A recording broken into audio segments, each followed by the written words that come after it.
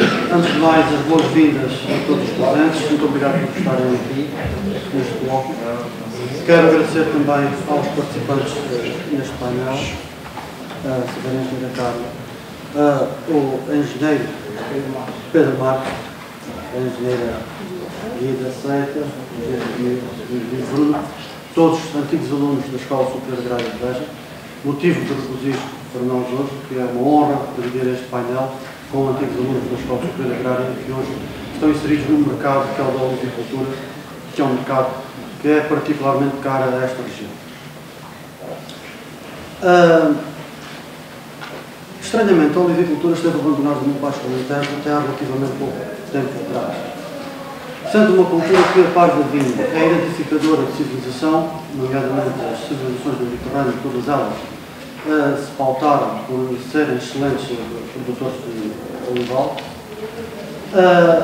E, através da história do nosso país, desde o tempo dos romanos até cerca de metade do século XX, e pouco depois até, em algumas regiões, a olivicultura esteve sempre presente e foi sempre uma cultura de referência. As técnicas de granjeiro, de olival, de podas, de colheita, praticamente não evoluíram ao longo de quase 2 milénios, desde o tempo dos romanos, chegaram a meados do nosso século XX a serem varejadas à mão, com as varas feitas da mesma madeira de castanheiro. Os panos para colher a azeitona podem ter mudado de composição, mas a técnica da colheita era exatamente a mesma. Se a azeitona não era colhida diretamente no chão, era colhida sobre o pano. As podas e os enxertos eram feitos não como uma ciência, mas como uma arte quase artesanal, em que homens extremamente experientes atuavam sobre cada indivíduo, portanto, quase que diria cirurgicamente, este ramo ou aquele. E assim, ao longo de praticamente 2 mil anos, a olivicultura evoluiu no nosso país sem que houvesse grandes inputs tecnológicos. Claro que isto haveria de levar a um estrangulamento, que por razões várias acabou por se manifestar, ao ponto de, em algumas regiões, até quando talvez a região da margem esquerda do Guadiana e a região de Moura, se chegou a ouvir e ouvir muitas vezes dizer que a azeitona pagava a apanha. E às vezes nem isso. Como é que foi possível uma coisa dessa? Eu encontro a resposta na história. Recuam-se aí os 500 anos e houve um poeta chamado Luís de Camões que disse: mudam-se os tempos, mudam-se as vontades. Os tempos mudaram, cerca de 2 mil anos, mas as vontades quase que diria que se esvaíram. Se eu querer fazer poesia, eu diria que se mudarem as tecnologias e se mudarem as técnicas, também se podem mudar as vontades. E, de facto, incorporando técnicas novas, a par das tecnologias, conseguiu-se mudar as vontades dos agricultores para passarem a fazer novamente a olivicultura e em grande escala, como podemos ver à volta de desta. Quase que temos que ter a Escola Superior Agrária para o ver. Neste aspecto, tenho de me congratular pelo papel importante que a Escola Superior Agrária de Beja tem vindo a desempenhar, nomeadamente, em primeiro lugar, pela formação de técnicos para este setor, de que, aliás, este painel é prova acabada. Em segundo lugar, pelo acompanhamento e pelo apoio que é dado à comunidade através dos nossos laboratórios. Em terceiro lugar, pela investigação que aqui é dirigida e que se quer profícua. E em quarto, mas não menos importante, pela realização de sessões como esta, que visam aproximar empresas, aproximar instituições, aproximar alunos, pessoas do mercado de trabalho, para que possam, de facto, criar a sinergia que se impõe neste tema. Não me alongo mais, obrigado pela vossa atenção e desejo uma tarde de trabalho proveitosa. Relativamente ao restaurante, hoje vai ser o Pedro Marques. Só uma rápida resenha biográfica. Enfim, são todos antigos alunos da escola. No caso do Pedro, ele é licenciado em Engenharia Agropecuária, em 2003, 2004. Ele trabalha numa empresa que atualmente também é importante na área do olival aqui no Baixo Alentejo, não só, que é a Agrogeneu. Talvez o olival que melhor reconhecemos aqui desta empresa é que está na Fonte dos Esperados, ao pé de Bela Visão. É uma empresa de dimensão, com vários milhares de hectares já plantados de olival novo no Alentejo. O Pedro, nesta empresa, faz sobretudo trabalho de campo, é um técnico de campo, faz a instalação, manutenção dos olivais aqui no Baixo Alentejo desta empresa. Só uma pequena nota, naturalmente é uma satisfação muito grande. Podemos organizar aqui um painel sobre qualquer tema de agricultura, já só com antigos alunos aqui da escola, com licenciados aqui da escola. É um bom sinal, naturalmente é uma honra e é um prazer para todos nós. Pedro, pode dizer? Bem, antes de mais nada, boa tarde. Quero agradecer pelo convite que me foi proporcionado por parte de alguns antigos professores. Acaba por ser uma experiência nova para mim, falar de olival em público. Não tenho bem essa experiência, acabo por lidar com a olivicultura todos os dias, grande parte das horas do dia, mas transmiti-lo aqui perante uma plateia destas, acho que é diferente e acaba por nos deixar um bocadinho mais retraídos e as coisas muitas vezes pode faltar alguma coisa por dizer. Então, agradecia que respeitassem isso, porque eu pensava que dar uma aula era fácil, mas afinal não é, porque tem uma certa e determinada pressão. E então, peço desde já que, pronto, se há alguma coisa a falhar, que respeitem isso. Tinham-me dito para falar essencialmente do percurso profissional. Eu acabei o curso em 2004, sinceramente não sei se foi em 2004, se foi em 2003, já não me recordo bem. E por intermédio de um antigo professor da Escola Agrária, o engenheiro Rocha, fui convidado a ingressar numa empresa espanhola que tinha acabado de montar um olival com 400 hectares na zona de Ferreira. Essa empresa espanhola era uma empresa essencialmente agrícola, não era uma empresa como há muitas hoje em dia, que são grupos de investidores que vêm para cá e que acabam por investir esse mesmo dinheiro. Muita gente até pensa em branqueamentos de dinheiro, mas isso em alguns é verdade, em outros não. Mas estes senhores eram os agricultores, e são os agricultores muito conceituados em Espanha e que acabaram por investir em 400 hectares na zona de Ferreira, e que hoje em dia os filhos é que levam essa propriedade, e eu estive como técnico nessa propriedade durante um ano e meio. E entretanto surgiu uma oportunidade de vir a trabalhar para a Agrosnil. A Agrosnil é uma empresa conceituada em Espanha que até ao dia de hoje tem transformação entre 10 a 12 mil hectares de olival intensivo entre o Baixo e Alto Alentejo, e mais 6 ou 7 mil hectares de olival intensivo e algum super intensivo também em Espanha. E eu fui convidado a trabalhar para essa empresa, acabei por me mudar facilmente e pronto, e hoje em dia cá estou e acho que vou continuar por mais alguns anos.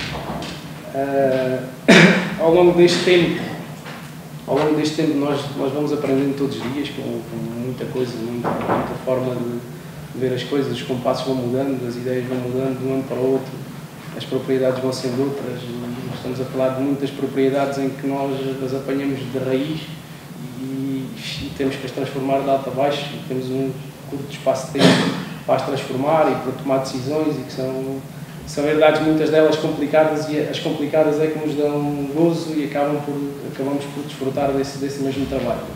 Isto é, a olivicultura hoje em dia, pelo menos para mim, não se trata de levantar cedo para ir trabalhar, mas sim um desfruto pessoal, e acabo por gostar daquilo que faço, que isso é o mais importante na vida, de não olharmos para o relógio e ver, tenho que me levantar às 7 ou às 6 e entrar em casa às 5 ou às 7 da noite, não é? Acaba por ser um desfruto pessoal. E mesmo para jovens que estão neste momento, que ingressam à escola agrária e que futuramente terão um bom emprego e terão uma boa vida profissional, acho que isso é importante. Eu, por exemplo, quando assistia às aulas já por sacrifício, não é? E no final das aulas, que horas é que vou embora para casa? Eu estou farto disto.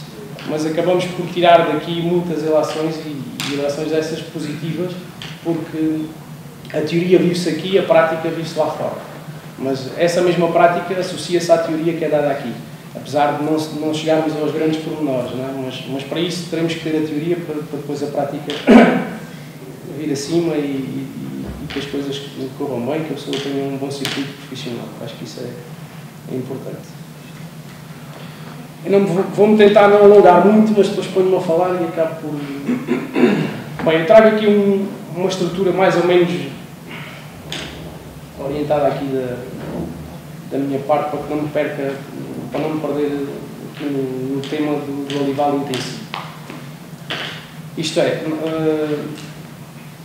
inicialmente o olival intensivo, ou até mesmo o olival tradicional, no Baixo Alentejo, principalmente na zona de Moura, como há pouco o engenheiro referiu, na zona de Moura, toda a margem esquerda, o olival tradicional estava muito implantado, e até mesmo nesta zona de Beja, para mim, o Baixo Alentejo tem duas zonas, a margem esquerda e de Beja para lá. De Beja para lá também há muito olival, até se fala que Ferreira é a capital do azeite, não é bem a capital do azeite. Ferreira foi onde se fizeram grandes investimentos, porque foi o primeiro sítio onde chegou a água. Então, todos estes investidores vieram à procura de água, não vieram à procura de terra. Isto porquê? Porque na zona de Ferreira há muita terra ruim, o clima é muito mais ruim, há mais frio, o clima é mais úmido, há muito mais probabilidades de pragas e doenças, mas toda a gente, todos estes grupos de investidores e até mesmo alguns agricultores, o que procuraram foi a água.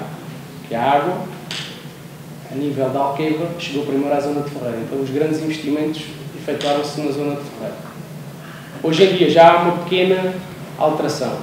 Isto é, a água já está a chegar à zona da margem esquerda, em alguns sítios já está, noutros está para chegar. Na zona de Beja também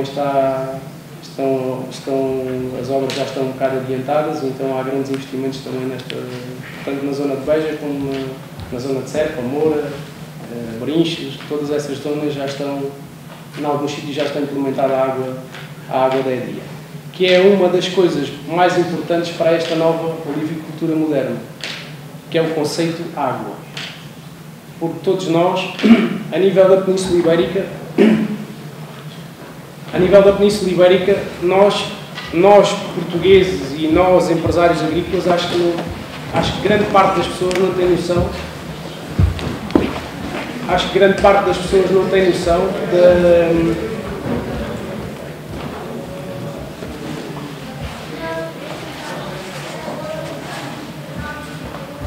A maior parte das pessoas não tem noção da grande qualidade que nós temos e possuímos hoje em dia, que é o conceito água.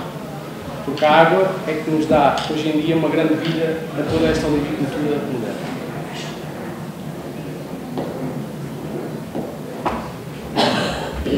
Eu gostava de realçar aqui 3 ou 4 pontos a termos em conta para a transformação de um olival intensivo. Isto é, na elaboração de um olival intensivo, temos essencialmente que analisar 4 situações. Que é a situação geográfica da propriedade, neste caso estamos a falar de propriedades totalmente diferentes, aquelas que se situam na zona de Ferreira para as que se situam na zona de Moura, de Serpa e até mesmo de Brinche e, essencialmente, as de Beja, porque há uma grande diferença entre as de Ferreira e as de Beja com a zona de Serpa, Moura e Brinche. Por isso, acabamos por ter também diferentes tipos de solos. Neste caso, os solos são totalmente diferentes destas 3 zonas. O tipo de recursos hídricos, hoje em dia, como volto a repetir, hoje em dia a zona de Ferreira, em toda a zona de Ferreira está implementada o regadio do Alqueva. Na zona de Beja está a chegar, em alguns sítios já temos, noutros não.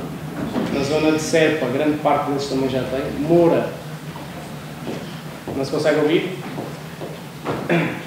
Vou tentar falar um bocadinho mais alto. Aqui sou um bocadinho rouco. Na zona de Moura, derivado a situações extremas, temos, por exemplo, a herdade dos Machados. A herdade dos Machados tem um grave problema ali, tem uma área muito grande e há uma situação política que não deixa aquilo avançar em termos de regadio. Vamos ver se avançará ou não, derivado aos pontos de Moura e todas aquelas situações políticas, que acaba por ser uma das melhores e maiores áreas da Península Ibérica, essencialmente muito boa, porque a terra é ótima e em termos de olival seria uma área espetacular para se fazer uma transformação através desta nova olivicultura moderna.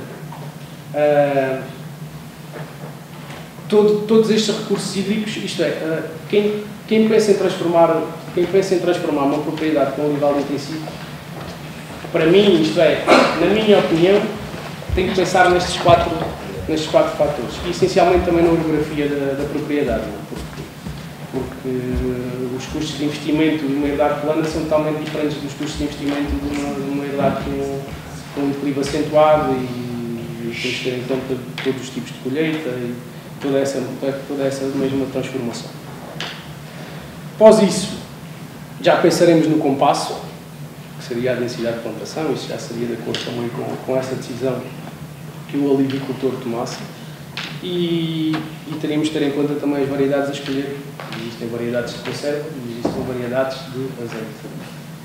Eu, para o grupo para o qual trabalho, a AgroGenil leva a gestão agronómica neste momento de 7.500 hectares de olival intensivo no Baixo Alentejo. E nós temos temos 37 ou 38 propriedades no ativo, das quais umas têm uns compassos, outras têm outros. Temos variedades de conserva, variedades de azeite.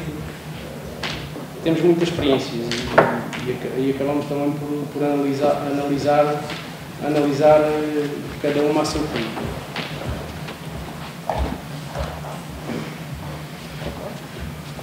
Eu gostava de dar um exemplo de uma propriedade, por exemplo, podemos supor aqui na zona de Beja, isto é, a transformação de uma propriedade com uma textura franco-arenosa.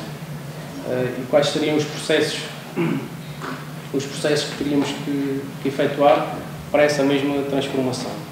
Então, inicialmente, efetuaríamos uma mobilização cruzada com Xisa, em que, na minha opinião, porque há muita gente que a fazer uma transformação de olival acaba por ripar a terra. Grande parte das pessoas ripam a terra. Para mim não tem muita lógica, porque podemos fazer uma passagem de XL cruzado, gastamos menos dinheiro e o olival não necessita de tanta profundidade para ir para a terra. Esta é a minha opinião, não é discutível. A seguir a isso, faríamos uma gradagem cruzada, já consoante a análise da orografia do terreno, faríamos a abertura das valas da margem e, consecutivamente, espalharmos a terra para deixarmos a terra toda perfeitinha. Depois faríamos uma marcação de quadrícula, isto é, de acordo com o alinhamento escolhido para as diferentes parcelas. Essa marcação de quadrícula, nós, por exemplo, na minha empresa, acabamos por, durante a transformação, tentarmos não depender muito de GPS. Isto é, analisando um retângulo, se temos um compasso de um 6x4, nós inicialmente acabamos por marcar os 4 metros com o riscador normal e a seguir a isso já faríamos os 6. Isto para quê? Para que quando formos plantar com a plantadeira já não dependermos do GPS. Porque acabamos por não plantamos à mão, plantamos com uma plantadeira, como acho que já o engenheiro Regato essencialmente já viu pelo menos 2 ou 3 vezes a plantadeira a trabalhar. E nessa altura já não dependemos de GPS, já no cruzamento das linhas já se deixa a planta e dessa forma conseguimos fazer 10 a 12 hectares diários. Após isso já seria a elaboração da rega, consequente plantação do olival, já se batiam os tutores e, neste caso, como exemplo, uma propriedade com uma textura franco-arenosa, teríamos camalhões, que o olival é muito importante em qualquer tipo de terra, elaborar-se os camalhões, porque as plantas desenvolvem nos 2, 3 primeiros anos, desenvolvem uma brutalidade e a primeira colheita é extraordinária. Porque as nossas terras, apesar de serem boas, têm sempre problemas. E temos anos muito chuvosos, temos anos de seca, frio, como é este ano, mas o ano passado, principalmente na primavera, tivemos anos muito chuvosos e as plantas numa terra muito úmida, sem camalhões, não vão para a frente e têm um atraso muito importante.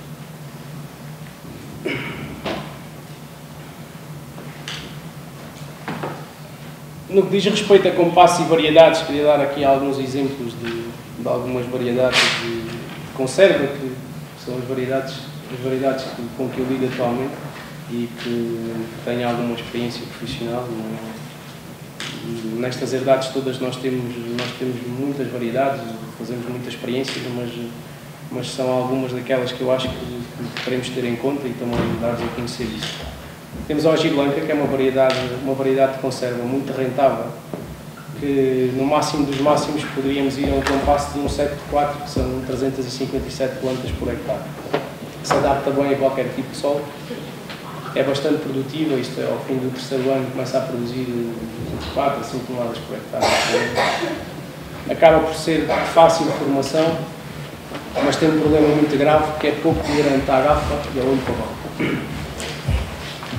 A manzanilha, como alguns devem conhecer também, acaba por ser também uma planta que se adapta a alguns solos, é produtiva, mas tem uma formação baixa. Esta não a conheço muito bem, sei de ouvir falar, já vi algumas plantações de manzanilha, e a manzanilha, geralmente, a colheita da manzanilha tem que se fazer à mão,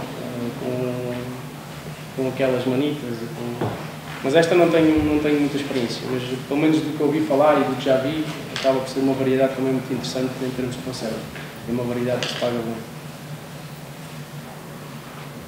Depois temos algumas variedades de azeite, com as quais lido diariamente, neste caso a arquina, a chamada arquina, em que toda a gente diz que não se deve plantar mais arquina, e eu sou essencialmente apologista de plantar cada vez mais arquina, porque não temos que fazer um investimento a pensar no azeite desta variedade ou daquela. Que nós temos que pensar nos números, essencialmente a variedade mais produtiva, com menos problemas e que se adapta melhor ao nosso clima. E neste caso, para mim, é a arquina, em tudo. É uma variedade que se adapta a qualquer tipo de compasso, 7x5, 7x4,80, 7x4, 6x4, 6x3,5, os super intensivos que neste momento existem no Baixo Alentejo, grande parte deles não, 85, 90% é tudo com arquina. É uma variedade muito produtiva, tem uma enorme capacidade de enraizamento, é tolerante à gafa e ao verticídio. Isto só para vos dar um exemplo de uma variedade que vem agora a seguir, que é a picual. Nós, em algumas propriedades onde temos picual, a picual é uma variedade muito suscetível de verticílios. Quando detectamos o verticílios na picual, acabamos por substituir por arquina. No sítio da picual, pomos arquina. Os problemas acabam. E depois tem um elevado teor de azeite. Isso acaba por lhes dar uma vida grande. Para mim, neste momento, até prova em contrário, para mim a arquina é a variedade que tinha atualmente e que seria a mais vantajosa neste momento do mercado. Depois temos também a picual. A picual é uma variedade mais delicada. Também se adapta bem a estes três tipos de compasso, um 7x4,80, um 7x4, um 6x4. Também se adapta bem a qualquer tipo de solo. Apresenta uma enorme safra e contra-safra. Depende da zona onde esteja. Nós temos algumas propriedades na zona de Moura que têm picual e já não são tão afetadas com safra e contra-safra. Já é mais contínuo. Tem uma fraca capacidade de enraizamento. A picual tem 3 raízes. Parte-se uma é para arrancar e meter outra. Tem uma fraca capacidade de enraizamento. Tem um bom teor de azeite. A colheita é muito fácil porque sai barato. É uma variedade que se desprende muito facilmente. E tem um grave problema que é muito suscetível a verticídios. Todas as transformações de algumas herdades que nós acabámos por cometer esse erro, em que comprámos algumas propriedades onde se tinha instalado um melão, um tomate, um pimento, e onde se foi picual, para secar tudo. Tudo. Para secar tudo. A picual é muito suscetível de verticídio. Depois temos também a cobrançosa, que sinceramente é uma variedade nossa, mas eu não a defendo em nada. Em nada, mesmo em nada. Porque a cobrançosa é uma variedade complicada. Eu não venho aqui defender o meu. Quero é transmitir que, após todos estes testes de alguns anos, todos estes anos, todos nós vamos criando relações e vamos criando conclusões, algumas positivas, outras negativas. A cobrançosa também se adapta a qualquer tipo de... essencialmente a solos mais franco-ornosos. Também tem um bocadinho de safra e contra-safra. tem uma fraca capacidade de enraizamento. Uma couraçosa, se vem um pé de vento, vai tudo para o chão. Tudo, mesmo tudo. E a árvore no chão é a árvore perdida também, tem que substituir. Porque tem 3 raízes, uma delas parte-se, já é para esquecer. Acaba por ter uma grande facilidade de colheita e tem muito pouco teor de azeite. Muito pouco. A couraçosa, na minha opinião, se conseguíssemos criar, neste caso a nível nacional, não em termos de península, mas a nível nacional, que já propus isso 2 ou 3 vezes, neste caso ao dono da Fontes Prados, que ele elabora, tem uma fábrica de conserva, onde só se põe hoje blanca, ele não aceita mais nada. E já por 2 ou 3 vezes comentei se havia oportunidade de fazermos conserva de cobrançosa. E ele o que me diz é que não há mercado. Porque a cobrançosa, em termos de conserva, seria uma variedade bastante produtiva e seria o ideal, porque apanhava-me o acedo e já não tinha muito este ponto de safra e contra safra. Já mantinha um contínuo e já seria totalmente diferente. Para conserva seria uma variedade interessante. Para azeite, não recomendo. Temos também algumas plantações de Coroneck. Coroneck é uma variedade que inicialmente se falava que poderia ser a substituta da Arquina no super intensivo, mas acabou por não ser, que é uma variedade que tem alguns contras. Gosta muito de solos pancornosos, mas também tolera bem os argilocalcários. Tem também alguma debilidade no enraizamento, também é uma variedade que, apesar de ter 3 ou 4 raízes, parte suma, já ficamos ali na dúvida se a tiramos ou não.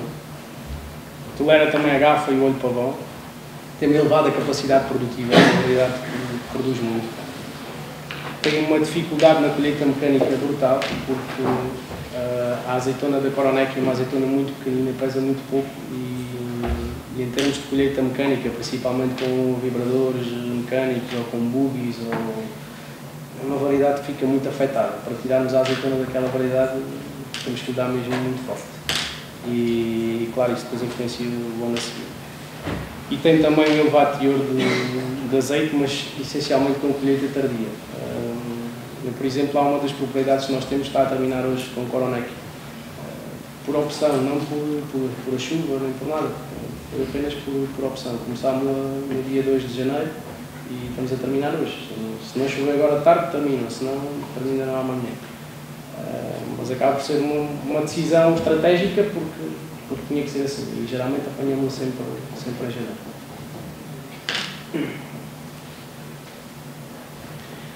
Para não me alongar muito, falando aqui um bocado da manutenção do olival intensivo.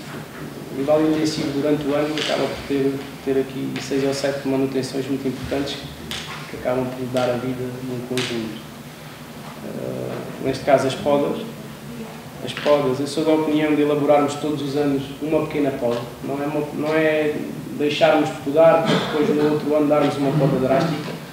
Isto porquê? Porque a olivicultura moderna temos que encarar não como olivicultores, temos que encarar como empresários agrícolas. Tudo isto tem números. E as contas têm que se fazer desde o parafuso até 1 litro de azeite. E acho que as podas são essenciais para nós mantermos o vigor vegetativo da cultura e essencialmente para as deixarmos com muita sanidade, que é o mais importante. Temos que ter em conta também o tema das regras. As regras acabam por ser discutíveis nos olivais intensivos e até mesmo nos super intensivos, porque existem diversas opiniões sobre a regra. Há quem goste de dar muitas regras com poucas horas durante a semana, há quem goste de dar regras mais contínuas e acabar por isto também falando de ter água ou não ter, não é? Neste caso estamos a falar. Neste caso eu tenho aqui um olival adulto necessita mais ou menos entre 1.500 metros cúbicos por hectare até 2.000 metros cúbicos por hectare. Depende muito do ano. Nós já tivemos anos de gastar 2.500 e 3. O ano em que começámos a regar em fevereiro e terminámos em novembro, acabámos por gastar muito mais. Mas as regras, a minha opinião, as regras é importante terem este tipo de dotação, mais ou menos o que aqui está, mas é importante darmos regras copiosas, isto é, regras contínuas. Eu prefiro regar, se não tiver água, prefiro regar um olival 10, 12 horas por semana do que estar a regar 3 vezes esse olival durante a semana e dar-lhe só 3 horas. E isto não vem nos livros, é uma questão de análise. Depois também depende da propriedade, depende do tipo de terra, depende se temos água, temos que condutar a água, há que analisar, temos olivais em que acabamos por ter pouca água, então temos que a condutar e temos que a deixar para aquelas fases mais complicadas. Neste caso, o endurecimento do caroço, na altura em que está a fazer o lazer. São alturas em que a água não pode faltar. Temos também o tema da adubação. A adubação é importante para tudo e mais alguma coisa, qualquer tipo de cultura. Para o olival, ainda mais importante. Isto porquê? Porque há muitos olivais tradicionais que não são adubados, mas esses já se habituaram a isso. Nós temos exemplos de algumas propriedades em que os investidores disseram-nos para reduzirmos na manutenção do olival. Então onde é que vamos cortar? Queremos cortar na adubação porque estás a gastar 200 ou 300 euros por hectare. Então nós vamos cortar na adubação. Cortamos na adubação no ano 2013, no 2014 não se nota nada. No 2015 já se nota alguma coisa, mas a partir do 16 nota-se e a cultura vem para baixo. E recuperá-la custa mais 5 anos. Isto significa o quê? Significa que a adubação tem que se levar em contínuo. Temos que lhe dar tudo aquilo que elas necessitam. Apesar de podermos cortar, mas depois o difícil é recuperá-la. E em vez de estar a poupar anualmente 200 ou 300 euros por hectare, passado 3 anos está-lhes a custar 1.500 ou 2.000 euros por hectare.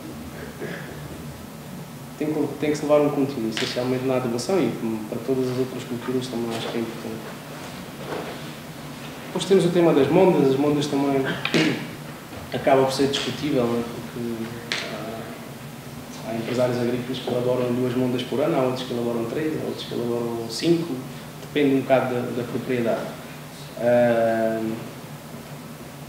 Eu referi aqui o glifosato e algum residual, mas nós temos um sistema de trabalhar, nós temos olivais ecológicos também. Então adaptámos um sistema de... Isto é, temos pelo menos 20% dos olivais ecológicos. Então adaptámos um sistema de fazermos um hormonal agora no inverno, quando está muito frio, em que acabamos por matar todas as ervas de folha... Acabamos por matar a erva de folha larga e ficam só as gramíneas. As gramíneas, mas a todo o terreno. E isso faz com que o quê? Faz com que evitemos a nascença de um grande inimigo, que é para mim o inimigo número 1, que é a infestante número 1 para o olival, que é a coniça. Eu não sei como é que se diz em português, mas chamo de coniça. A voadinha. A quê? A voadinha. A voadinha. Isso para mim é o inimigo número 1 do olival intensivo, super intensivo e até mesmo do tradicional. Isto porquê? Porque nós chegamos a contratar pessoas para arrancar aquela erva à mão. É uma erva muito perigosa, muito complicada de se controlar e então adaptámos este sistema de aplicar um hormonal que é perigoso, tem que ser efetuado essencialmente com temperaturas por baixo de 0 graus, sem vento, não se pode ter vento nenhum. E as gramíneas acabam por competir com a coniça, competem e muito. E se deixarmos crescer as gramíneas 30 a 35 centímetros, acabamos por evitar muito essa nascença, porque depois das secarmos, isto é, secarmos as gramíneas na linha, acabamos por fazer com que a coniça não venha para cima, porque não tem exposição solar, então fica debaixo do pasto e não vem para cima. De qualquer das formas sai sempre uma outra, coniça há por todo lado, parece que cada vez há mais, e acaba por espalhar uma semente e de uns anos para os outros vão aumentando, mas é a forma como temos neste momento a controlar e acho que tem dado resultados. Temos também o tema dos tratamentos, que os tratamentos, tenho aqui como exemplo, nas plantações com 2 anos, é importante elaborar-se um plano de tratamento desde março até ao final de outubro, essencialmente para a margarona. Isto porquê? Porque nós chegamos a uma determinada altura, essencialmente a partir de junho, desde junho até final de outubro, meados de outubro, nós fazemos tratamentos de 10 em 10 dias. Isto é, o trator chega ao final da propriedade, no dia a seguir já está a andar outra vez. Porquê? Porque o que precisamos é de vigor vegetativo. As árvores têm que andar para a frente, têm que puxar e todos aqueles rebentes de erros têm que ser protegidos e não podem ser danificados por essa mesma margarona. Isto nos primeiros 2 anos, o primeiro e o segundo ano, sempre assim. Inicialmente, a partir de março, começamos com tratamentos de 15 em 15 dias e a partir de junho já iremos ao 10 em 10 dias. E se temos ataques fortes, fazemos de 8 em 8 ou de 7 em 7, mas sempre sem parar. Temos depois também as plantações adultas, em que já se elaboram 5 ou 6 tratamentos anuais. Isso já depende também um pouco do ano, com caldas mais elevadas. Depende do ano e depende também da variedade. A variedade que eu referi há bocado, hoje blanca, acaba por levar a 7 ou até mesmo 8 tratamentos. É uma variedade mais complicada e essencialmente com a gafa. Dias destes, dias como o de hoje, para a hoje blanca, e a gafa se instala, é terrível mesmo. E pronto, eu dei aqui como exemplo, fevereiro, março, os tratamentos do ano pavão, abril, maio, primeira geração, segunda geração em junho, mas isto é mais ou menos, né? Para a mosca o setembro, pode ser o setembro e o outubro, podemos ter que fazer em setembro e em outubro. E nós, essencialmente, na nossa empresa fazemos sempre um tratamento pós-colheita. Pós-colheita, que é tudo o que é apanhado no dia, tem que ser tratado até ao final da tarde. Porque acaba por ser... acabamos por estar a tratar as feridas, não é? Todos os cortes e todos os danos que existem na madeira, acabamos por os proteger um bocado.